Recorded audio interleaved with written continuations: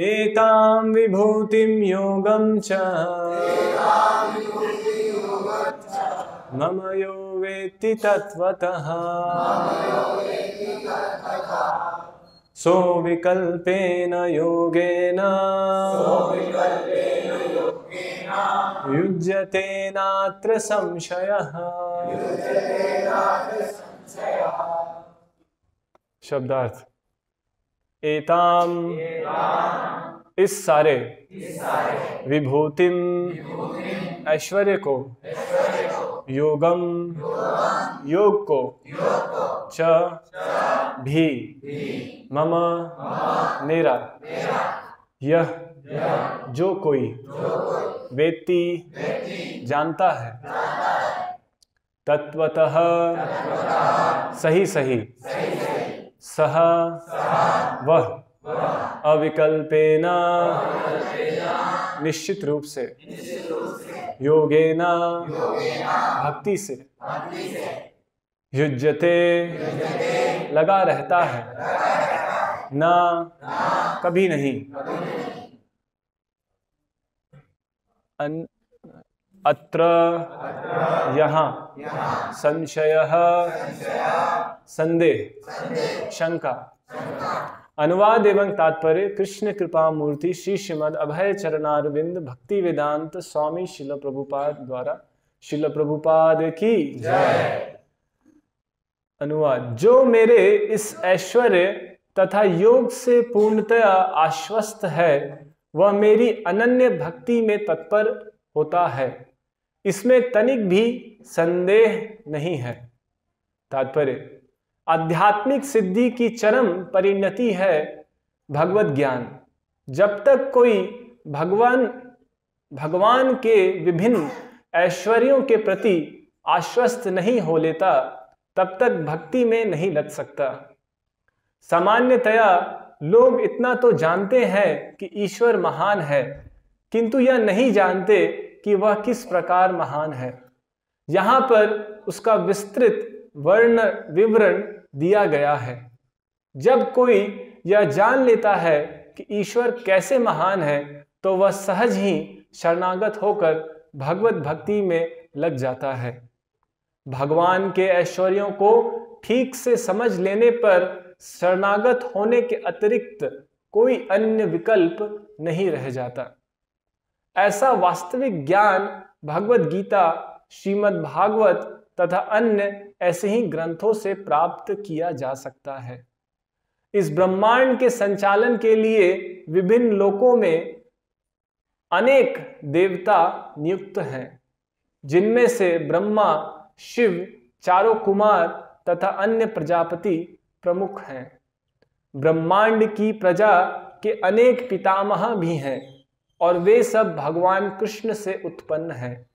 भगवान कृष्ण समस्त पितामहों के आदि पितामह है। ये रहे परमेश्वर के कुछ ऐश्वर्य। जो मनुष्य को इन पर अटूट विश्वास हो जाता है तो वह अत्यंत श्रद्धा समेत तथा संशय रहित होकर कृष्ण को स्वीकार करता है और भक्ति करता है। भगवान की प्रेमा भक्ति में रुचि बढ़ाने के लिए ही इस विशिष्ट ज्ञान की आवश्यकता है। कृष्ण की महानता को समझने में उपेक्षा भाव न बरते, क्योंकि कृष्ण की महानता को जानने पर ही एकनिष्ठ होकर भक्ति की जा सकती है। ओम अज्ञानतिमिरन्धस्य ज्ञानाञ्जनशलाकया चक्षुरुन्मिलितं येन तस्मै श्री गुरुवे नमः।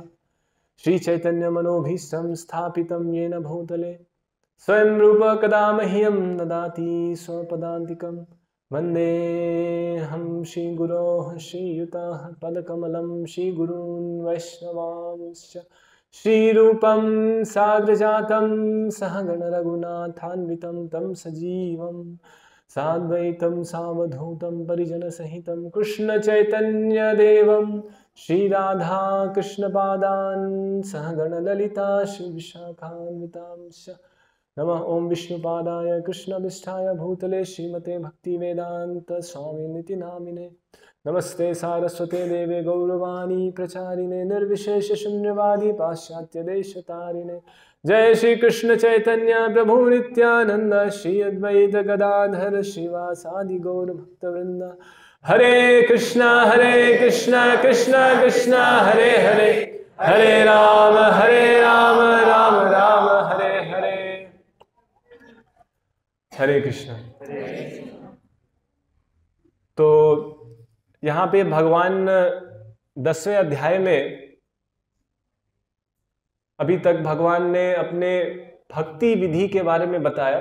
7वें अध्याय में, 9वें अध्याय में शुद्ध भक्ति के बारे में बताया कि अन्य किसी और की शरण में ना लेकर के, किसी अन्य देवी देवता की शरण ना लेकर के, सिर्फ और सिर्फ भगवान की शरण में, भगवान की शरण को ग्रहण करने के लिए यहाँ 7वें और 9वें अध्याय में स्पष्ट रूप से इसका उल्लेखन किया गया है। और अब 10वें अध्याय में भगवान अपने व्यक्तित्व के बारे में बता रहे हैं। अभी तक भगवान 7वें 9वें अध्याय में भक्ति, 9वें अध्याय में विशेष रूप से भक्ति के बारे में बताया कि भगवान की भक्ति कैसे की जा सकती है। अब भगवान अपने व्यक्तित्व की महानता बता रहे हैं, विभूति, इसलिए इसको विभूति योग कहा गया है। इस अध्याय का नाम भगवान का ऐश्वर्य, इसको विभूति योग भी कहते हैं।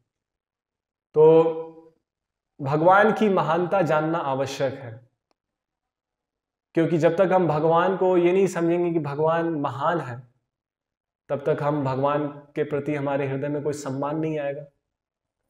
और भगवान महान है समझना काफी नहीं है, भगवान कैसे महान है यहाँ पे बताया जा रहा है कि प्रभुपाद जी लिख रहे हैं कि सिर्फ इतना काफी नहीं है ये समझना कि भगवान महान है, वह किस प्रकार महान है। ज्यादातर हम सब ये नहीं जानते कि भगवान किस प्रकार महान है, तो इसको समझना ज्यादा आवश्यक है। और वर्तमान समय में ये समझ का अभाव बहुत ज्यादा है। लोग भगवान की महानता को स्वीकार तो करते हैं एक भावनात्मक रूप से, लेकिन उसका एक आत्मिक या एक तात्विक समझ नहीं है। इसलिए यहाँ पे कहा गया है कि भगवान के ऐश्वर्यों को ठीक से समझ लेने पर शरणागत होने की अतिरिक्त कोई अन्य विकल्प नहीं रह जाता। अगर किसी ने भगवान को समझा है तात्विक रूप से, सही में कोई जानता है, तो वो भगवान की शरण ग्रहण अवश्य करेगा। तो यानी कि कौन कितना शरणागत है, कौन किसको कितना भगवान की समझ है, इस पर निर्भर करेगा कि कौन कितना भगवान के ऊपर शरणागत है। उसी से पता चलेगा, इसके जीवन में प्रत्यक्ष रूप से दिखेगा। और कौन कितना शरणागत है वो कैसे पता चलेगा? कौन कितना भगवान के ऊपर शरणागत है कैसे पता चलेगा? कौन कितना इंद्रिय वस्तुओं से विरक्त है, कौन कितना भोग के विषयों से या सांसारिक वस्तुओं से कितना विरक्त है, उससे पता चलेगा कि वो कितना शरणागत है। वासुदेव भगवती भक्ति योग प्रयोजितः जनयति आसु वैराग्यम ज्ञानम च यद अहेतुकम। तो जो वासुदेव भगवती भक्ति योग प्रयोजितः, जो वासुदेव की भक्ति में प्रयोजित है, नियुक्त है, उसके अंदर में दो चीजें दिखेंगी। एक जनयति आसु वैराग्य, वैराग्य दिखेगा, और दूसरी चीज क्या दिखेगी? ज्ञानम च यद अहेतु, उसकी ज्ञान के प्रति रुचि दिखेगी। कि जहां भी भगवत ज्ञान या भगवत कथा हो रही है या कुछ भगवान के विषय में कुछ चर्चा या अध्ययन करने का अवसर है, तो उसको स्वाभाविक रूप से उसके प्रति रुचि उसके अंदर दिखेगी। तो ये शरणागति जो भगवान की भक्ति में प्रयोजित है, उनके ये दो लक्षण हैं। और भगवान की महानता या भगवान का ज्ञान लेने का क्या साधन हमारे पास उपलब्ध है? कैसे हम भगवान का ज्ञान ले सकते हैं?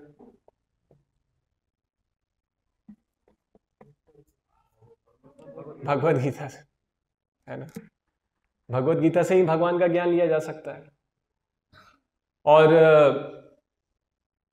भागवत से, भागवत पढ़ करके भगवान का ज्ञान लिया जा सकता है।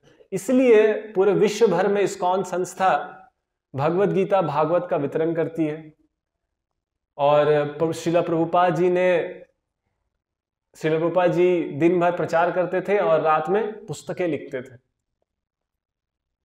तो क्यों इतना मेहनत करते थे, क्यों इस्कॉन के भक्त इतना मेहनत करते हैं पुस्तकों को पहले तो छपाई करना, फिर उसको जा करके वितरण करना, और सामान्य लोगों के पास कोई बहुत सारे बहाने हैं नहीं खरीदने के, नहीं पढ़ने के, उसको सामना करना, उनसे लड़ना, फिर उनको कन्विंस करके उनको पुस्तक देना।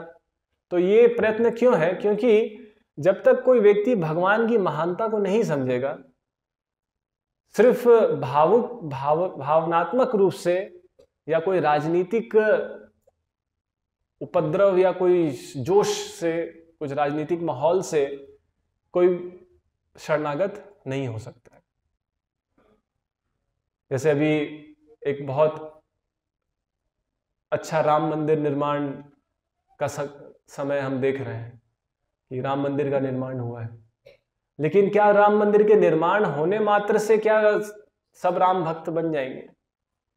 ऐसा कोई राम मंदिर से कोई ऐसा प्रकाश निकलेगा या कुछ जादू होगा और सबके अंदर राम भक्ति आ जाएगी? वो लोग तो वही रहेंगे जो पहले राम मंदिर बनने के एक दिन पहले जो लोग थे, वो राम मंदिर बनने के एक दिन बाद भी वही रहेंगे।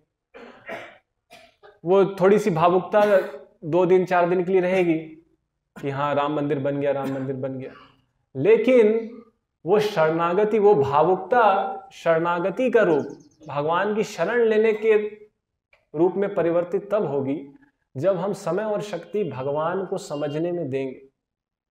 हमको राम जी के प्रति बहुत प्रेम है, लेकिन जैसे ही बोला जाता है कि आप थोड़ा सा गीता पढ़िए 2 श्लोक डेली उठ करके, बस सारा प्रेम खत्म हो जाता है ना। 2 श्लोक भी पढ़ने का कष्ट नहीं उठा सकते। कष्ट तो है, पढ़ने में थोड़ा कष्ट तो होता है, तो उतना कष्ट उठाने की हिम्मत भी नहीं है।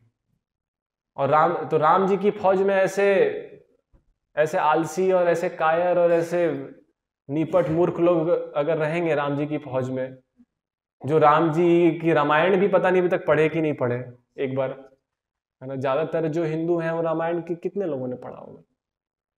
कवर टू कवर बहुत कम लोगों ने पढ़ा होगा, है ना। तो ऐसे नीपट मूर्खों का फौज अगर राम जी की फौज में रहेगी तो फिर हो गया, फिर राम जी की सेना, ऐसे नीपट मूर्खों की सेना। तो सिर्फ भावुकता से को यहाँ पे उसकी भर्त्सना की जा रही है। इसलिए यहाँ शब्द क्या है आप देखिए, तत्वतः, सही सही समझना, है ना। तत्वतः समझना, सही सही कैसे समझेंगे? जब ठीक ठीक पढ़ेंगे तब तो सही सही समझेंगे। इसलिए प्रभुपाद जी लिख रहे हैं, ऐसा वास्तविक ज्ञान भगवत गीता, श्रीमद् भागवत तथा अन्य ऐसे ग्रंथों से प्राप्त किया जा सकता है। ये तात्विक ज्ञान, कि हम तत्वतः भगवान को समझें, ये तात्विक ज्ञान तब प्राप्त होगा जब हम भगवान के ग्रंथों को पढ़ेंगे। इससे हमारा बुद्धि का विकास होगा, इससे हमारे ज्ञान का विकास होगा। और ये जो बुद्धि और ज्ञान, क्योंकि भगवान कहते हैं एताम विभूतिम योगम च, ये जो विभूति है, विभूति कहने का अर्थ क्या है? ऐश्वर्य, भगवान का ऐश्वर्य। भगवान का ऐश्वर्य क्या है? पिछले 6 श्लोकों में उन्होंने बताया उनके ऐश्वर्य।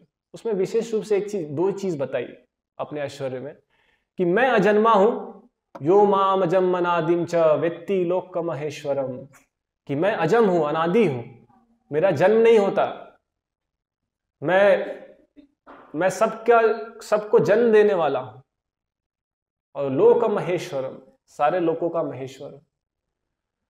और जितने भी सप्तऋषि हैं, और कितने टोटल 25 ऋषियों का उल्लेखन किया गया है, जिससे सारे जीव उत्पन्न हुए हैं, जिसमें से सप्तऋषि हो गए, उसके बाद चतुर्कुमार हो गए, उसके बाद 14 मनु हो गए। इस तरीके से ये 25 लोगों की बात कही गई है कि जहाँ से सारे जीव उत्पन्न होते हैं। तो भगवान ने कहा ये जो 25 ऋषि हैं, प्रजापति हैं, ये जिनसे प्रजापति मतलब जिनसे सारे प्रजा उत्पन्न हुए हैं, भगवान कहते हैं ये प्रजापति, इन प्रजापतियों को जन्म देने वाला मैं हूं। महर्षय सप्त पूर्वे चत्वारो मनवस तथा मद्भावा मानसा जाता ये शाम लोक इमा प्रजा। इसके ठीक पहले वाले श्लोक में, इस श्लोक के पहले वाले श्लोक में, ये भगवान की विभूति है ना, कि ये भगवान की महानता है। भगवान को सिर्फ इतना समझना काफी नहीं है कि भगवान का कन्हैया रूप जो है, या माखन चुराने वाले कृष्ण जो हैं, या गोपियों के साथ लीला करने वाले कृष्ण जो हैं, नटखट गोपाल जो हैं, भगवान के अस्तित्व की ये एक समझ है। लेकिन इससे महत्वपूर्ण हम सब के लिए, इससे भगवान के इस रूप को समझने से ज्यादा महत्वपूर्ण है भगवान के ऐश्वर्य रूप को समझना। भगवान का ये जो लीला रूप है, ये उन लोगों के लिए फायदेमंद होगा जो कि प्रगत स्तर पे हैं, जो ऑलरेडी जिनके अंदर भगवान के प्रति बहुत श्रद्धा है, तो लीलाओं में आनंद लेंगे, भगवान की लीलाओं में। लेकिन जो हमारे जैसे स्तर पे जो लोग हैं, जिनको भगवान के ऊपर श्रद्धा विहीन है, हम सब श्रद्धा नहीं है, इसलिए तो नहीं पढ़ पाते हैं ना। एक पन्ना भी पलटना, एक भागवत को एक अक्षर पढ़ना इतना कठिन है हमारे लिए। क्यों? श्रद्धा विहीन है। तो इसलिए ऐसे स्तर पे भगवान की प्रेम भक्ति में रुचि बढ़ाने के लिए आवश्यकता है कि भगवान के इस उपेक्षा के भाव को न रख करके भगवान की महानता को जानने पर एक निष्ठ होकर हम इसको प्रयास करें, भगवान की महानता को समझना कि भगवान कैसे इस पूरे सृष्टि का सृजन करते हैं। भगवान अपने यह कारणार्णव जले भजितस्मि योगात् निद्राम अनंत जगदंड स्वरोम कूपः, है ना। भगवान अपने कारण सागर में लेटे रहते हैं और भगवान के हर एक छिद्र से यस्यैक निश्वसित कालमथावलंब्य जीवंति लोम विलजा जगदंड नाथ, कि भगवान के निश्वसित कालम, एक श्वास लेने और छोड़ने मात्र से जगदंड, अनंत जगदंड उनके रोम रोम से प्रकट होते हैं। जब भगवान महाविष्णु कारण सागर में, समय के सागर में निद्रा की अवस्था में लेटे रहते हैं शेषनाग के ऊपर, और जब वो भगवान एक सांस लेते हैं और छोड़ते हैं, उसमें अनंत कोटि ब्रह्मांड प्रकट होते हैं। भगवान के हर एक रोमकूपः, रोम रोम से एक एक ब्रह्मांड प्रकट होते हैं। और जब भगवान सांस अंदर लेते हैं तो सारे ब्रह्मांड अंदर चले जाते हैं, है ना। भागवत में ब्रह्म विमोहन लीला आई, जब ब्रह्मा ने भगवान के साथ थोड़ा नासमझी की, तो जब ब्रह्मा वहां भगवान के सामने आए, दो लीला है। एक बार ब्रह्मा ऐसे ही विष्णु जी से मिलने गए, उनको लगा कि वही सबसे बड़े ब्रह्मा है। तो जब विष्णु जी के पास गए तो वहां देखा कि और भी बहुत सारे ब्रह्मा बैठे हुए हैं, है ना, लाइन में खड़े हैं भगवान के साथ। तो उनको पता चला गया अच्छा मेरे अलावा और भी बहुत ब्रह्मा है। तो कितने अनंत कोटि जगदंड है, और हर एक जगदंड में एक एक ब्रह्मा है। और भगवान के बस एक श्वास लेने और छोड़ने मात्र से, है ना, कितने सारे ब्रह्मा जन्म लेते हैं और उसमें विलीन हो जाते हैं। और हम सब जीवों का तो कुछ कहना ही नहीं है, हमारी तो उम्र बहुत छोटी है, ब्रह्मा की उम्र पूरे ब्रह्मांड की इतनी है। तो ये भगवान की विभूति है, ये भगवान की महानता है। इस भगवान के इस ऐश्वर्य को जब हम समझते हैं तो हमारा भगवान के प्रति सम्मान बढ़ता है, और जब किसी के प्रति सम्मान बढ़ेगा तो ऑटोमेटिकली हम उसके लिए सेवा देना चाहेंगे। हमारे अंदर भगवान के लिए बहुत ज्यादा सम्मान नहीं है। देखिए इसका प्रूफ क्या है, एक बहुत प्रत्यक्ष प्रूफ ये है जो अभी पूरे न्यूज़ चैनल में चल रहा है। राम मंदिर का ही उदाहरण लेते हैं, अभी चर्चाओं में है कि भगवान का समझ नहीं होना और उसके परिणाम स्वरूप भगवान के प्रति कोई सम्मान नहीं होना। उसका प्रत्यक्ष प्रमाण है राम मंदिर। 500 साल से एक हिंदू बहुमत समाज में, जहां पे एक सनातन समाज में, जहां पे बहुमत में सनातन धर्मी लोग रहते हैं, और पिछले 500 साल में जो इन सनातन धर्म का पालन करने वाले जो अनुयायी हैं, इनका जो सबसे प्रमुख स्थल है, जहां पे जिनको ये तीर्थ समझते हैं, जहां पे ये कहते हैं कि इनके भगवान का जन्म हुआ है, इनको ऐसी श्रद्धा है, तो इनके जो भगवान है वो वहां पे एक चबूतरा में टेंट पे रहते हैं। पिछले कई साल, 100 सालों से वहां पे एक चबूतरा बना था। उस चबूतरे पे टेंट में इन सनातन धर्मियों के भगवान वहां टेंट में रहते थे और ये महल में रहते थे। ये बंगले बना रहे थे और इनके भगवान टेंट में थे। तो ये इससे प्रमाण पता चलता है कि हमको कितना सम्मान है अपने भगवान का। हम जिसको भगवान मानते हैं, एटलीस्ट कहते तो हैं कि हाँ हमारे भगवान है राम, तो जो अगर कहते हैं तो क्या ये होना चाहिए? क्या उस भगवान के लिए एक मंदिर बनाना, अगर सारे जितने भी सनातन धर्मी हैं अभी भारत देश में, अगर ये सब ठान लेते, तो क्या वहां पे राम मंदिर नहीं बन सकता था? क्या इसके लिए इतना 100 साल आवश्यकता पड़ता? नहीं पड़ता। लेकिन हम सब किस चीज में व्यस्त थे? हमको क्यों समझ में नहीं आया? हमको क्यों ये महसूस नहीं हुआ कि आत्मसम्मान को ठेस क्यों नहीं पहुंची? क्यों नहीं ठेस पहुंची? क्या कारण हो सकता है? कहीं ना कहीं हम सब स्वार्थ, लोभ में बहुत गिर चुके हैं कि अपने आत्मसम्मान को, अपने धर्म को बेच करके भी, और इतने नीचे गिर चुके हैं कि अपने भगवान को भी हम ठुकरा सकते हैं या उसको भी धिक्कार करके अपने आनंद के लिए, अपने शौक के लिए, अपने विलास के लिए भगवान को भी हम साइड कर सकते हैं। तो ये एक प्रमाण है जिससे ये पता चलता है कि आज राम मंदिर बना तो इसमें कोई बहुत सारे लोगों के प्रयासों से तो नहीं बना। कुछ लोगों के अंदर श्रद्धा थी, उन लोगों ने संघर्ष किया। बाकी लोग अभी भी नशे में है, अपना दुनियादारी सांसारिक नशे में है और उसी में जी रहे हैं और विलासी जीवन है। और कहीं माँ बाप हिंदू थे तो वो हिंदू ठप्पा सिर पे लेके घूम रहे हैं, लेकिन उसका कोई बहुत ज़्यादा, उससे ज़्यादा कोई फर्क हमारे व्यक्तिगत जीवन में नहीं पड़ता है। तो इससे कब तक जो सनातन धर्मी है, कब तक हम सब इस मानसिकता को कब तक लेकर के हम जिएंगे, और कब कब हम अपने धर्म को के प्रति सम्मान की भावना, वास्तविक सम्मान की भावना, खाली चिल्लाने या शोर करने की भावना नहीं, वास्तविक सम्मान की भावना कैसे इन सनातन धर्मियों के अंदर जो भारत देश में है, कम से कम जो भारत देश में है, उनके अंदर कैसे जागेगी? इसके लिए श्रील प्रभुपाद जी ने इन पुस्तकों का वितरण किया। इसलिए इसके लिए श्रील प्रभुपाद जी के गुरु ने कहा कि अगर तुम्हारे पास थोड़ा पैसा हो, पैसा तुमको मिले, तो तुम कुछ पुस्तकें लिखो और उसको बांटो।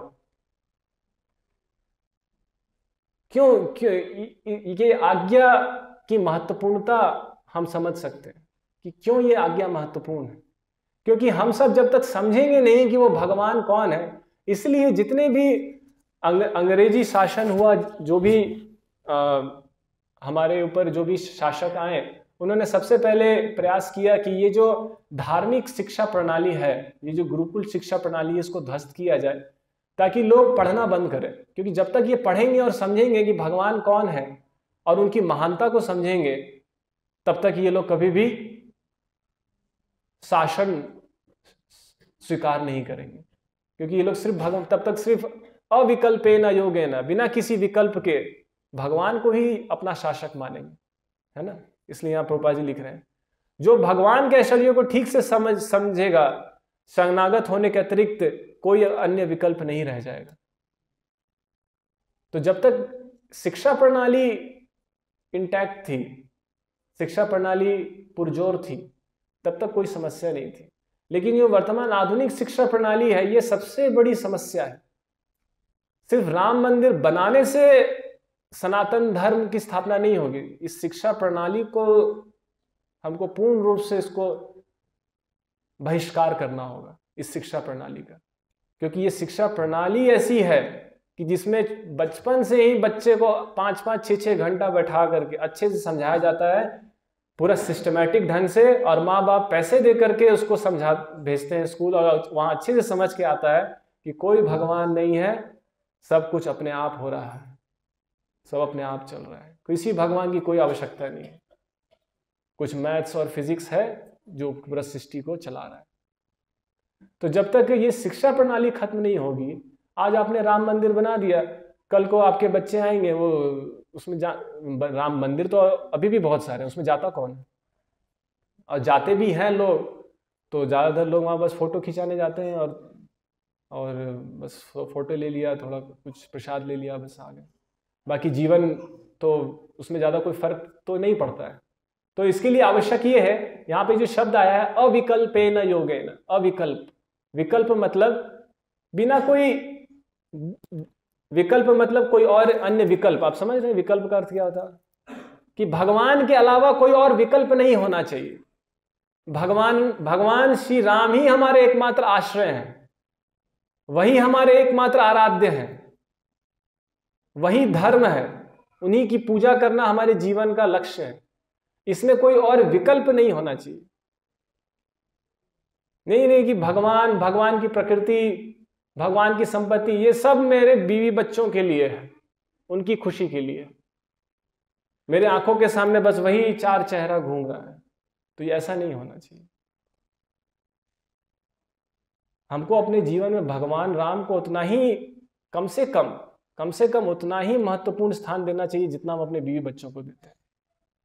कम से कम, उससे ज्यादा अगर ना दे पाए तो कम से कम उतना तो प्रेम करें जितना अपने बीवी बच्चों से करते हैं। ये नहीं कि उन बीवी बच्चों के लिए राम को भी, मंदिर भी जा रहे हैं तो क्यों, बीवी बच्चे सुखी रहे, राम की पूजा भी कर रहे हैं, हाथ जोड़ रहे हैं ताकि बीवी बच्चों सुखी रहे। तो राम को भी बीवी बच्चों के चरणों पे ही डाल देना चाहते हैं, आप उनकी सेवा कीजिए। तो ऐसी विचारधारा जो है, मतलब कि यही वास्तविकता तो यही है। अगर अपने अंतरात्मा में झांकेंगे तो हम देखते, हम आप सब की बात नहीं कर रहा हूं, हम सब तो भक्त हैं, आप लोग के अंदर श्रद्धा है, हम सब राम की कथा सुनने आए हैं, भगवान की कथा, लेकिन सामान्य जो विचारधारा है, तो यही कारण है ना कि इतना समय राम मंदिर तक संघर्ष चलता रहा, तो आज राम मंदिर बना है। तो ये संघर्ष क्यों चलता रहा? क्योंकि हम सब कहीं ना कहीं सम्मान की कमी है भगवान के प्रति। तो अविकल्पेन योगेन, कि जो भगवान के प्रति जो हमारी निष्ठा होनी चाहिए वो बिल्कुल भी अनडिवाइडेड होनी चाहिए, बिना कोई इसमें कोई दूसरा उसमें हस्तक्षेप नहीं कर सकता है। हमारा राम के प्रति जो श्रद्धा है उसमें किसी का हस्तक्षेप हम स्वीकार नहीं करेंगे, वो चाहे कोई भी हो, वो हमारे भगवान है। तो ये समझना महत्वपूर्ण है। भगवान कहते हैं कि जो बुद्धि हमको प्राप्त होती है जिससे कि हम भगवान को समझ पाते हैं, वो बुद्धि भी कहाँ से आती है? वो भगवान ही देते हैं। भगवान इसके पहले श्लोक में कहते हैं बुद्धिर्ज्ञान सम्मोह क्षमा सत्यम दमः शम, कि जो बुद्धि है भगवान को समझने के लिए, वो बुद्धि भी कहाँ से आती है? वो भगवान से ही आती है, भगवान ही हमको देते हैं, भगवान ही गीता कहते हैं, भगवान ही भागवत कहते हैं, तो हमको बुद्धि मिलती है।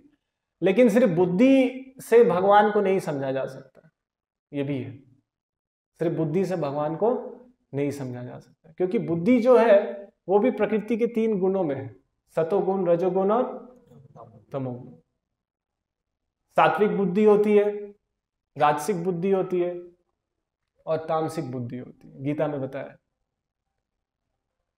तो भगवान तो तीनों गुणों के परे हैं। ये चैव सात्विका भावा राजसास तामसाश्चये मत्तएवेति तान विद्धि न तो हम तेषु ते मयि, न तो हम तेषु ते मयि। ये जो 3 गुण है अर्जुन, ये चैव सात्विका भावा राजसास तामसास, सात्विक, राजसिक और तामसिक, ये जो 3 भाव है, मत्तये वेति तान विद्धि, ये मेरे से ही उत्पन्न हुए हैं। न तो हम, लेकिन मैं उनमें नहीं हूं। ते मई, वो मेरे में है, लेकिन न तो हम, लेकिन मैं उनमें नहीं हूं।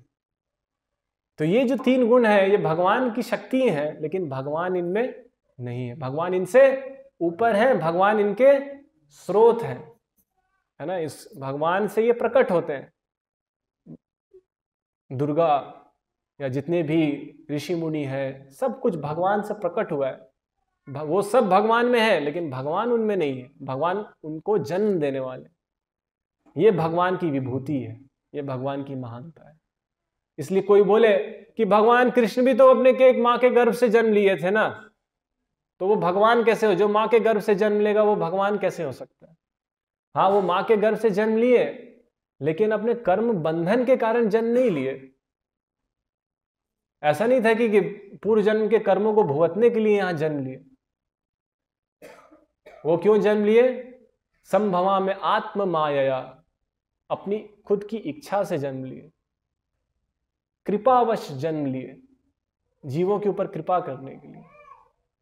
भगवान गीता में कहते हैं, अजोपि सन्नव्या आत्मा भूतानाम ईश्वरोपि सम प्रकृतिम स्वाम अधिष्ठाया संभवा में आत्म माया, कि मैं इस प्रकृति में आता हूं बंधन, कर्म बंधन से बंद करके नहीं, आत्म माया, कृपावश, जीवों पे कृपा करने के लिए आता। परित्राणाय साधूनाम विनाशाय च दुष्कृता। हमारा जन्म इसके लिए होता है क्या? हम अपने जन्म के लिए कह सकते हैं मैं आया हूं साधुओं की रक्षा करने के लिए और विनाशों का नाश करने के लिए? हम आए हैं अपने पाप कर्मों को भुगतने के लिए। तो वो भगवान, लेकिन भगवान के संदर्भ में हम कहते हैं कि भगवान का जन्म किस लिए हुआ है। तो भगवान अपनी स्वेच्छा से जन्म लेते हैं, भगवान अपनी इच्छा से जन्म लेते हैं, भगवान अपने कर्म बंधन से जन्म लेते हैं। इसलिए भगवान की उपेक्षा नहीं करनी चाहिए। जब हम भगवान की लीलाएं पढ़ते हैं, भगवान के नाम रूप गुण को पढ़ते हैं, तो उसको कभी भी हमको ये नहीं समझना चाहिए कृष्ण की महानता को समझने में उपेक्षा भाव ना बरते। प्रभुपाद जी लिखते हैं उसको उपेक्षा ना करें। ये कृष्ण लीला है, इसमें ये सब क्या है? सब तो कहानियां हैं। ऐसा उपेक्षा का भाव है, अंदर है, इसलिए तो पढ़ते नहीं है, तो है। लेकिन अगर उपेक्षा, नेग्लेक्ट करने का भाव है, उसको गंभीरता से नहीं लेने का भाव है, और इसके कारण पूरा समाज हमारा प्रभावित हो रहा है, क्योंकि हम धर्म को लेके गंभीर नहीं है, इसलिए धर्म हमको लेके गंभीर नहीं है। धर्मो रक्षति रक्षिता, जो धर्म की रक्षा करता है, धर्म उसकी रक्षा करता है। तो आज इतना धर्म है, और इस धर्म से हम सब प्रभावित हैं, हमारे परिवार, हमारा समाज, क्योंकि हम धर्म को लेके गंभीर नहीं है। तो धर्म की रक्षा हम नहीं करना चाहते हैं, तो उसका प्रभाव आ रहा है। तो यहाँ पे ये समझना है कि भगवान को समझने के लिए उपेक्षा का भाव न रख करके, भगवान के ज्ञान को तात्विक रूप से जब तक हम नहीं समझेंगे, तब तक हम अविकल्पेन योगेन, एकाग्र मन से भगवान की भक्ति हम नहीं कर पाएंगे। इसमें उद्धव जी एक बार भगवान कृष्ण से प्रश्न पूछते हैं, भागवत में आता है कि पाप और पुण्य, भगवान उद्धव जी भगवान से कहते हैं कि आपने वेदों में पाप और पुण्य के बारे में बताया है, और इस पाप और पुण्य से ही व्यक्ति अपने जीवन को चलाता है, इस पाप और पुण्य के समझ से। और वेदों को पढ़ करके ही पाप, और आपने ही वेद दिए हैं, और आपके ही वेदों को पढ़ करके किसी को पाप और पुण्य के बारे में समझ में आता है। लेकिन फिर आप कहते हैं कि पाप और पुण्य की समझ और पाप और पुण्य से ऊपर उठो, या पाप और पुण्य की समझ काफी नहीं है, और पाप और पुण्य की समझ अपने आप में भ्रम है, ये भी कहते हैं आप। और फिर पूरे वेदों में आपने पाप और पुण्य के बारे में बताया है ना। एक है ना, द्वैते भद्रा भद्र यही सब भ्रमा, यही भाला यही मंदा। ये जो भाला और मंद, भ्रम, भद्र और अभद्र, पाप और पुण्य, ये सब भ्रम भी बताते हैं आप। और फिर पूरे वेदों में आपने पाप और पुण्य की चर्चा भी की। तो इससे कैसे कोई व्यक्ति वेदों का अनुसरण करे? तो भगवान कृष्ण उसमें बताते हैं, ये 11वें स्कंद में इसकी चर्चा आती है। भगवान बताते हैं कि मुझे प्राप्त करने के लिए 3 मार्ग हैं। 3 तरीके से भगवान को समझा जा सकता है। क्या क्या 3 मार्ग को बता सकता है? एक हो गया ज्ञान मार्ग, और वो, और जो सब हम लोग को जो सबसे ज्यादा पसंद है वो तो बताइए। हाँ, हम लोग को जो सबसे ज्यादा पसंद है, हाँ, भक्ति मार्ग पसंद है। प्रेम मार्ग, सेवा मार्ग। ये तो अभी हम लोग मंदिर में हम लोग ये सब सुनते हैं, लेकिन हम लोग को क्या पसंद है? कर्म योग। कर्म योग तो हमको पसंद है ना। तो कर्म योग हो गया एक हो गया ज्ञान योग, और एक हो गया भक्ति योग।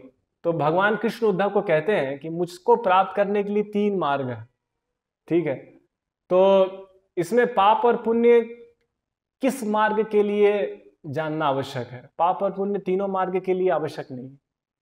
तो भगवान आप बताते हैं पाप और पुण्य की समझ किसके लिए जानना आवश्यक है? निर्विन्नानाम ज्ञान योगो न्यासिनाम इह कर्मसु तेषु निर्विन्न चित्तानाम कर्म योगस्तु कामिनाम। तो निर्विन्नानाम ज्ञान योग, जो ज्ञान योग है, योग पे है, उसके लिए निर्विन्ना नाम, उसके लिए त्यागना, उसके लिए मार्ग है ना। निर्विन्न शब्द का अर्थ होता है जो कि उब गया है, फ्रस्ट्रेट हो गया है अपने भौतिक प्रयासों में, भोग के प्रयासों में, और अब वो फ्रस्ट्रेट होकर के उब गया है, तो अब वो त्याग करके इससे निवृत्त होना चाहता है। निर्विन्ना नाम, लेकिन जो फ्रस्ट्रेट हो चुका है तो उसके लिए ज्ञान मार्ग है ना। जैसे होता है ना कि कभी कभी एक कहानी आती है कि एक लोमड़ी था, वो अंगूर खाना चाह रहा था। तो अंगूर बहुत ऊपर थे, तो बहुत प्रयास किया उसने अंगूर खाने का।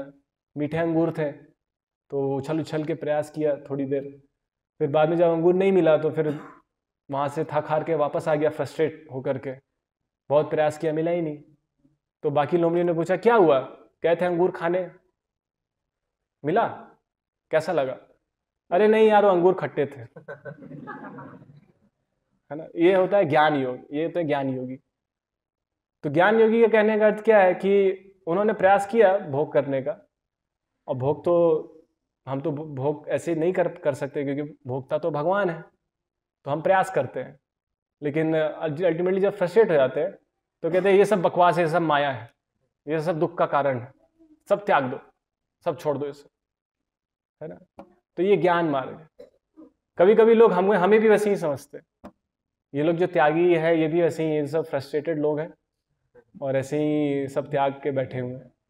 लेकिन भक्ति मार्गी और ज्ञान मार्गी में अंतर है। दोनों भगवान की तरफ ही बढ़ रहे हैं, लेकिन दोनों की समझ अलग अलग है।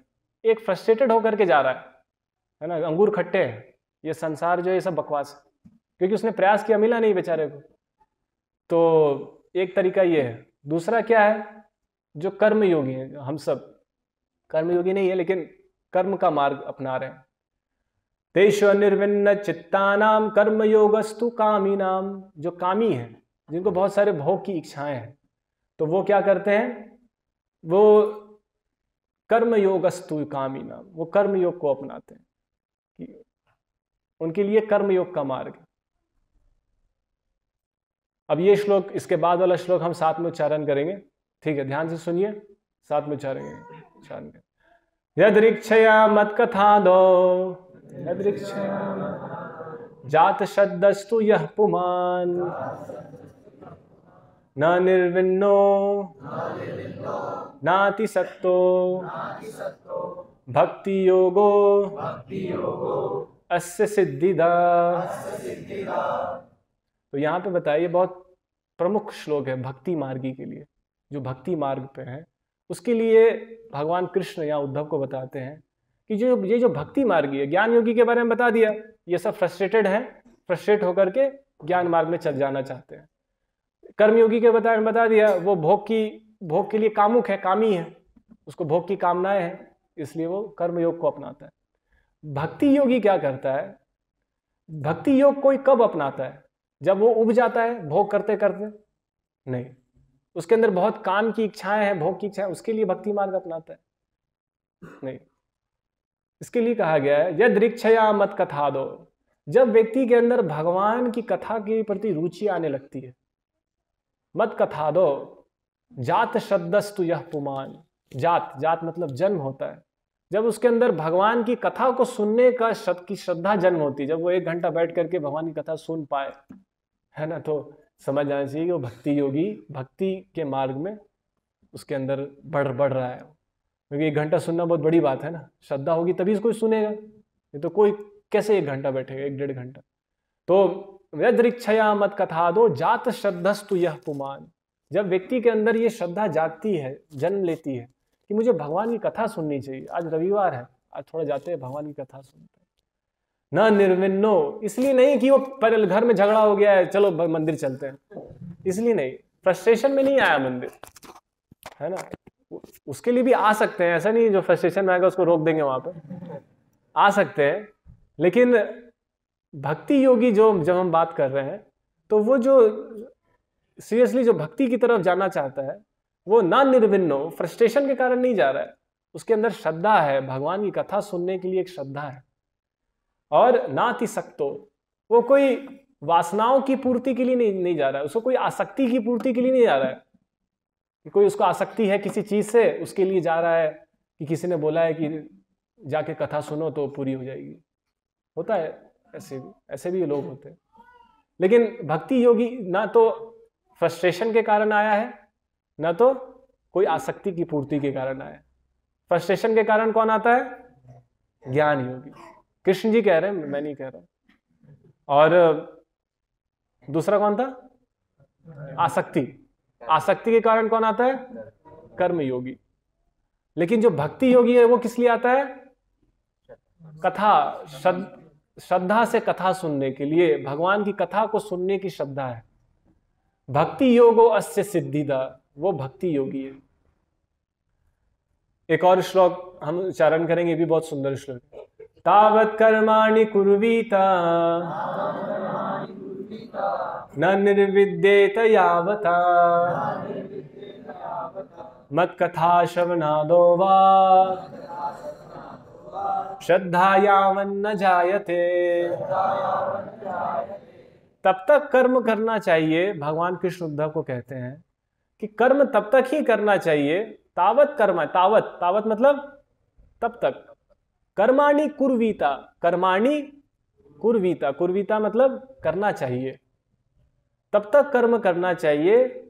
न निर्विद्येत यावता, जब तक व्यक्ति उससे उब नहीं गया है ना।